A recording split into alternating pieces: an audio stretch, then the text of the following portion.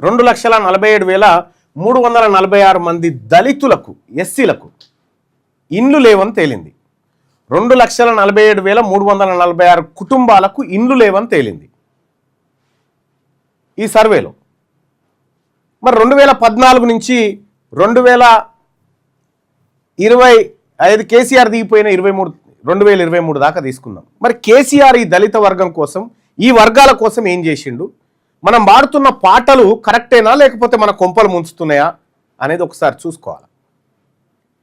SC ST sub plan 2013లోనే దామోదర్ రాజనరసింహ గారు ఉప ముఖ్యమంత్రిగా ఉన్నప్పుడు ఆయన సారథ్యంలో కమిటీ వేసి ఎస్సీ ఎస్టీ సప్లాన్ అని చెప్పి ఒక చట్టాన్ని తీసుకొచ్చారు. చారిత్రాత్మకమైనటువంటి చట్టం.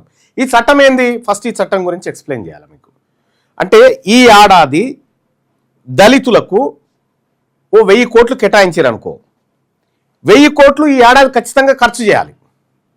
లేదు ఇందులో ఖర్చు చేయలేదనుకో, ఇందులో ఒక 200 కోట్లు మిగిలి అనుకో, అవి వచ్చే బడ్జెట్లో కలపాలి. మళ్ళా వీటిని ఈ దళితులకే కలపాలి. అప్పుడు 1200 కోట్ల బడ్జెట్ పెట్టాలి వాళ్ళకి. ఒకవేళ ఆడ మిస్ అయింది అనుకో, మళ్ళీ పెట్టుకుంటూ పోవాలి ముంగట. కానీ అది వేరే దానికి వాడడానికి వీల్లేదు. కానీ కేసీఆర్ ఏం చేసిండు తెలుసా?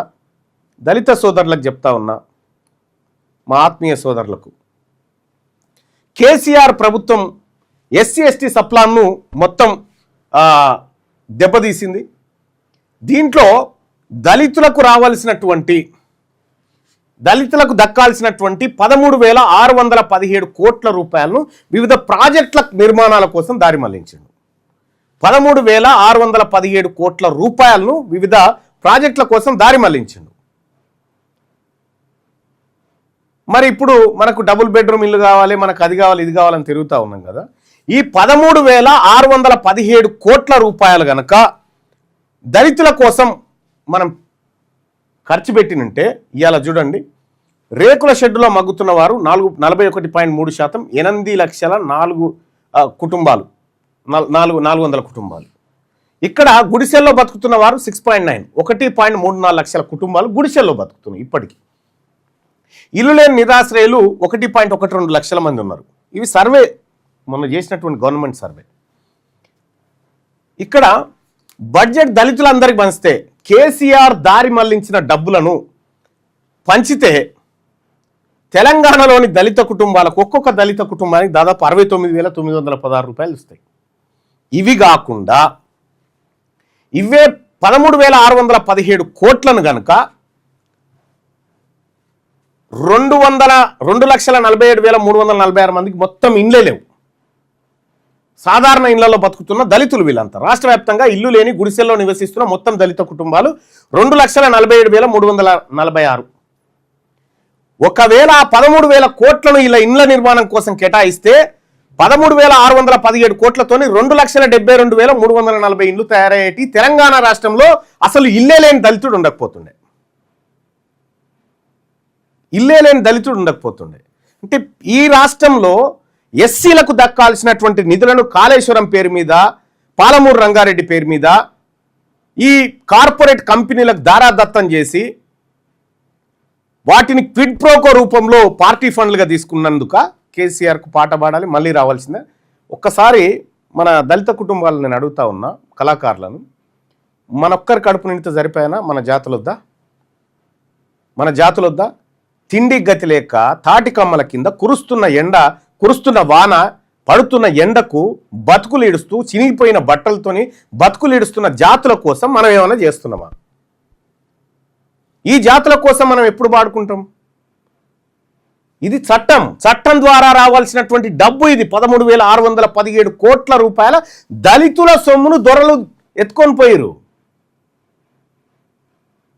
బాగా ఎత్తుకపోయినావు దొర, మా బతుకులు ఆగం చేసినావు దొర అని పాడుకోవాలన్నా? ఇప్పుడు దేనికోసం పాడుకోవాలా? వీళ్ళ కోసం. ఒక్కసారి వాళ్ళ దగ్గర, వాళ్ళ పక్కన నిలబడ్డప్పుడు నీ జాతికి ఏం చేసిరో ఒక్కసారి ఆలోచన చేసుకోండి. 2,72,000 ఇండ్లు కట్టొచ్చు ఆ డబ్బుతోటి. ఇప్పటి 5 లక్షల రూపాయలతోటి, ఇప్పుడు 5 లక్షల రూపాయలు ఒక ఇంటి నిర్మాణం అనుకున్నా కానీ దాదాపు 2,72,340 ఇండ్లు కట్టొచ్చు. ఇండ్లు లేని వాళ్ళు 2,47,000 మంది ఉన్నారు. ఇంకా మిగులుతాయి. ఇంకో 1,00,000 అదనంగా ఇవ్వచ్చు. అది కాకుండా 100% శాశ్వత గృహ పరిష్కారం. అసలు దళితులకు ఇల్లే లేదనేటువంటి మాట ఉండదు. ఇది కేవలం సప్లాన్ నిధుల విషయంలోనే చెప్తా ఉన్నా నేను. ఇప్పుడు సప్లాను ఎస్సీ ఎస్టీ సప్లాన్ నిధుల విషయంలోనే చెప్తా ఉన్నా. మీరు ఒక్కసారి పాడేటప్పుడు నీ జాతులకు జరిగిన ద్రోహాన్ని గుర్తుపెట్టుకోండి.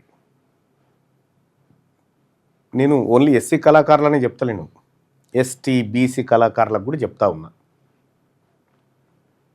ఎక్కడన్నా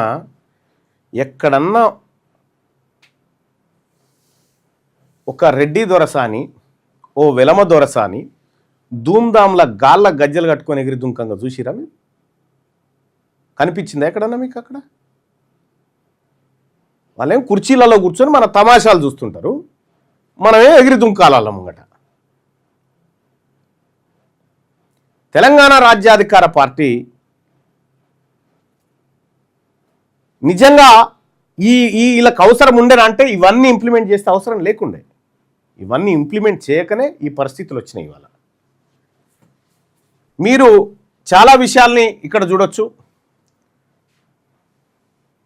ప్రత్యేకంగా ఏర్పాటు చేయబోయే దళిత గృహ నిర్మాణ ట్రస్ట్కు మళ్లించాలి, డబ్బులు మళ్లిస్తే అసలు ఇల్లే లేనటువంటి పరిస్థితి ఉండదు. ఇంకొక క్లియర్గా విషయం చెప్తా. ఇదే దళితులకు హైదరాబాద్లో బతుకుతున్నటువంటి దళిత సోదరులకు ఎంతమందికి ఇల్లు లేవో తెలుసా?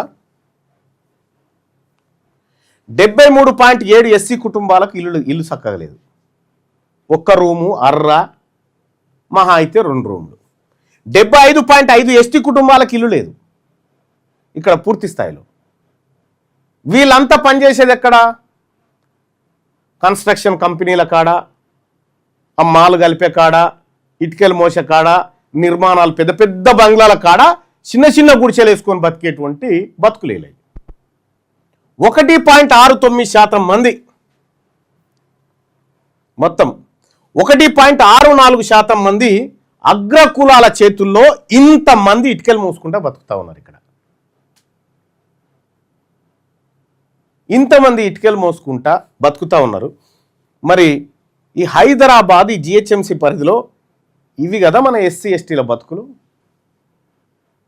దీనికోసం కూడా మీరు పాటలు పాడేటప్పుడు ఒక్కసారి సరే అందరికీ అవసరం, కానీ ఈ జాతులకు వాళ్ళు చేసిన మోసం మామూలు మోసం కాదు.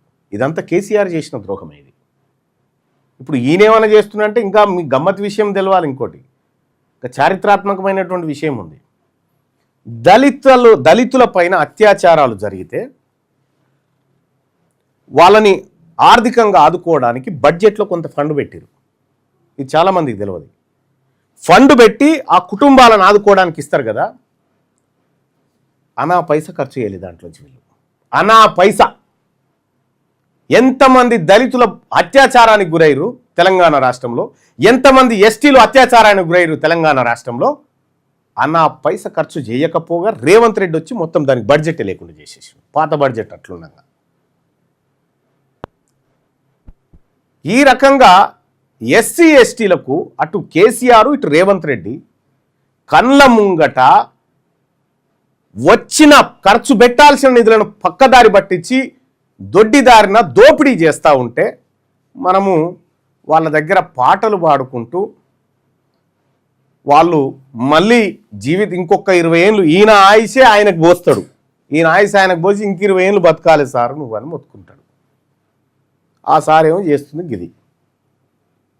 అందుకోసమే ఎస్సీ ఎస్టీ సోదరులకు చెప్తా ఉన్నా, మన బతుకులు మారాలంటే, మన జీవితాలు మారాలంటే తెలంగాణ రాష్ట్రంలో బీసీల ప్రభుత్వం రావడం ఒక్కటే మార్గం. అంతకు మించిన ఇంకొక ఆప్షనే లేదు. అంతకు మించింది ఇంకొకటి ఆప్షనే లేదు. బీసీల రాజ్యం వస్తే మీరు చూడండి, ప్రపంచంలో 100 దేశాలు ఉన్నాయి కదా, ఏ దేశంలో చూసినా ఎక్కువ బలం ఉన్నట్టు ఎక్కువ వర్గము చాలా తక్కువ వర్గాన్ని అణచివేస్తూ ఉంటుంది. ఎక్కువ వర్గము చాలా తక్కువ వర్గాన్ని మెజారిటీ వర్గం వాళ్ళు ఏం చేస్తారంటే చాలా చిన్న వాళ్ళని అణచివేస్తూ ఉంటారు. ఇక్కడ ఒక్క ఒక్క భారతదేశంలో మాత్రమే చాలా చిన్న వర్గం చాలా పెద్ద వర్గాన్ని అణచివేస్తూ ఉంటుంది అన్నట్టు. మొత్తం ఇండియాలో ఎక్కడ లేదు ఇది, ఇక్కడ మాత్రమే. ఏది ప్రపంచంలో ఎక్కడ లేదు, ఇక్కడ మాత్రమే అది జరుగుతుంది. దాన్ని అణిచివేయడం కోసం వాళ్ళు చాలా మంచి పేర్లు పెట్టుకుంటారు. దళితులు. తెలంగాణ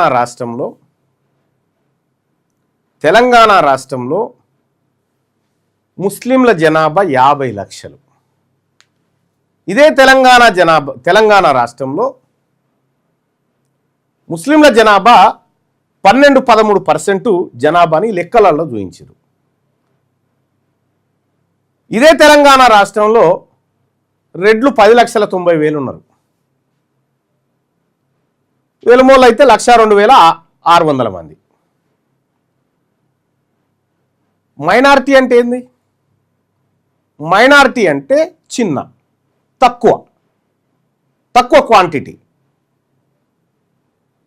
మరి 50 లక్షల పైన ఉన్నటువంటి ముస్లిం ఏమో మైనారిటీ అయిండు, 1,00,000 మంది లేని వెలమోడేమో ఇక్కడ అగ్రవర్ణం అయిండు. మైనారిటీలు వీళ్ళు కదా, వీళ్ళక్కడ ఓట్లే లేవు కదా, వీళ్ళు మైనారిటీ కదా. పవర్ ముస్లింల చేతులకు రావాలి కదా, పవర్ దళితుల చేతులకు రావాలి కదా, పవర్ బీసీల చేతులకు రావాలి కదా. అంటే మనం ఈ పదాల చుట్టూ అల్లిక చేస్తూ ఉంటారు. అందుకోసమే నేను ఏం చేసిన, బీసీలు కాదు మేము బిగ్ క్లాస్ అని చేసిన. బిగ్ క్లాస్ ఇందులో దళితులు, మైనారిటీలు, ఏది ట్రైబ్స్, ఈ సూదర వర్గాలన్నింటినీ కలిపి బిగ్ క్లాస్ అని చేసిన. మేము బీసీలం అంటే బిగ్ క్లాస్ అని చేసిన. సో కాబట్టి నేను మీ అందరికీ చెప్తున్నది ఒకటే, ప్రతి విషయాన్ని నిశితంగా పరిశోధించండి. ఎస్, మనం చాలా రోజుల నుంచి వాళ్ళకి పాటలు పాడినాం, జేజేలు కొట్టినాం, జిందాబాదులు కొట్టినాం, బస్ ఎనఫ్ ఈజ్ ఎనఫ్. ఇక మన రాజ్యంలోకి అడుగు పెడదాం. మన సర్జికల్ స్ట్రైక్ 59లోకి కళాకారులందరినీ కూడా ఆహ్వానిస్తూ ఉన్నాం. పుట్టుకున్న రెడ్డి కళాకారులు వచ్చారా, మీకు నో ఎంట్రీ. ఎన్నో ఆడోడు ఉంటే ఉండొచ్చు, నో ఎంట్రీ మీకైతే లేదు క్లియర్గా. ఇక ఎలుమూలదంటే కళాకారుడే లేడు. వాళ్ళ లలిత కళలు వేరే, దోపిడి ఎట్లా, దొంగతనం ఎట్లా, చీటింగ్ ఎట్లా అనేది వాళ్ళ లలిత కళలు వేరే ఉంటాయి. సో కాబట్టి అటువంటి వాళ్ళకి లేదు. మన తెలంగాణ రాష్ట్రంలో ఉన్నటువంటి బిగ్ క్లాస్ ప్రజలంతా ఇవాళ తెలంగాణ రాజ్యాధికార పార్టీ నేతృత్వంలో అధికారాన్ని అందుకోబోతా ఉన్నారు. ఈ అధికారంలో మీరు కూడా భాగస్వాములు కావాలి అని చెప్పి అందరినీ కూడా ఆహ్వానిస్తా ఉన్నాం.